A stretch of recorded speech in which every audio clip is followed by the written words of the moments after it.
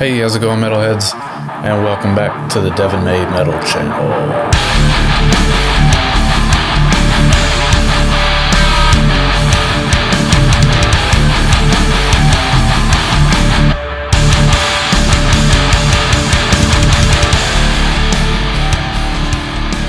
Thanks for tuning in today, and if you are new to this channel, allow me to fill you in.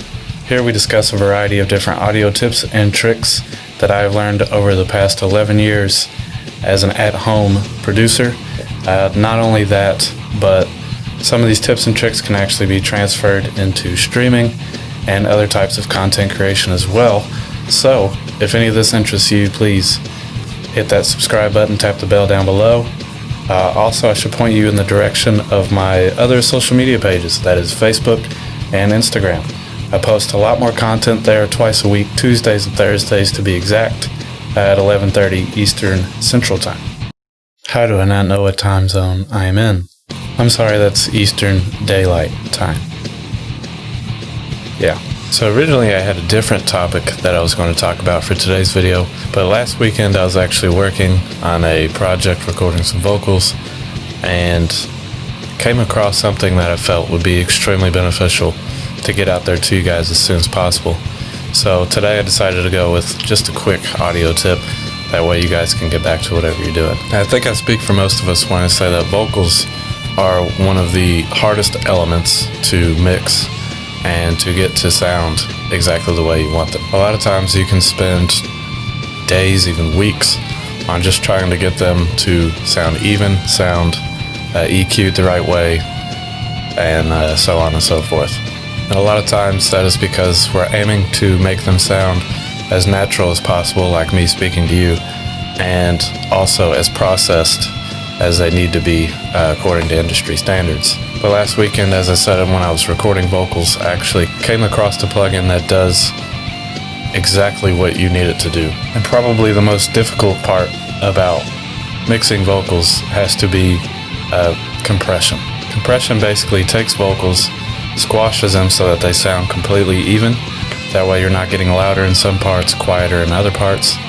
And this can be the most daunting task just to get that right. So for those of you who are producers, primarily on the metal side, you've probably heard the name Joey Sturgis. And roughly about 5 years ago, he made a compressor that actually has become so prolific and so sought after, and it's called Gain Reduction. He released this about 5 or so years ago, and people still have to have it. And don't get me wrong, it is an incredible plugin.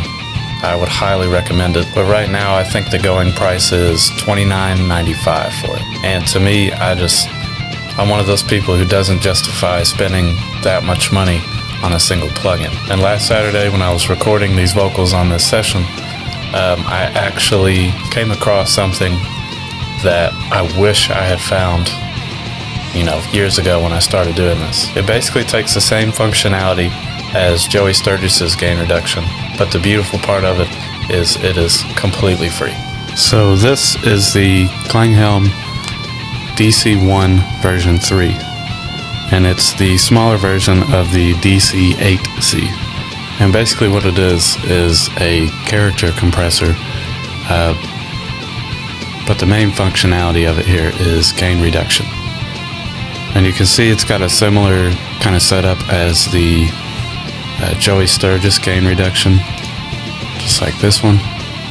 It's got a 2-knob functionality. Of course, with gain reduction, you get a few more with the mix knob and the input knob, but generally the same idea. And with this kind of compressor, you can pretty much put it on just about anything you want to put it on, not just vocals, but also instruments. And it's an extremely powerful compressor. It does what it's supposed to do very well. But with the Klanghelm, you actually get 4 modes also down at the bottom here. You've got a deep mode, which activates a high-pass filter to reduce pumping, as far as whenever you have a lot of bass. It's also got a relaxed mode, a dual mono mode, so you can adjust these as left and right, and it's also got a negative mode. The negative mode is actually the one I've been using the most on pretty much everything. Now, I don't want to go too much further into how it works and all that kind of good stuff because it's pretty self-explanatory once you put it on whatever you're trying to compress.